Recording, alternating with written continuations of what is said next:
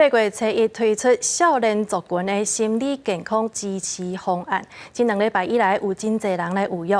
台北市甲台中市等等这心理咨商的名额拢已经定啊。卫福部是回应会来调整各县市的名额分配，也打算要增加预算。这些情人节，少年人去外口约会，情感热甜。不过，即卖的少年人压力也真大，包括工作、感情，抑个家庭。 若是找无所在，消透家己心内压力，就正容易破病。卫福部自8月初一开始，提供15岁到30岁有心理咨商需求的少年人，每一个人免费3遍的心理咨商。无到1个月，伫台北市加台中市都已经摆满啦。先满的大概都是在6都。 好，台北啊、台中啊，跟台南，那这也反映说他比较开放的一个社会氛围的时候呢，他会勇敢的求助。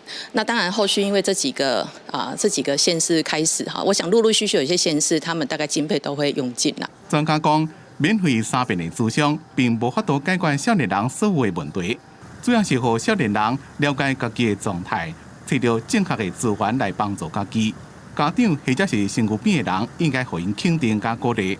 像台北市8月20就已经有2000人次的免费咨商，为了要保障个案的第2遍加第3遍的咨商的权益，在经费的考虑之下，暂时无搁收新的案件，会将因转介到社区的心理卫生中心。大概累积到目前已经服务到2000人次左右，我们会先暂时的不再收新案，目的是让已经加入这个团队的民众能够服务满3次。 对有这款县市出现名额供应无够的情形，卫福部长谢水员讲，目前正伫咧处理当中，将会调整各县市的心理咨商师的名额分配，也会看其他的计划有算是毋是让拨一寡来帮助这项计划。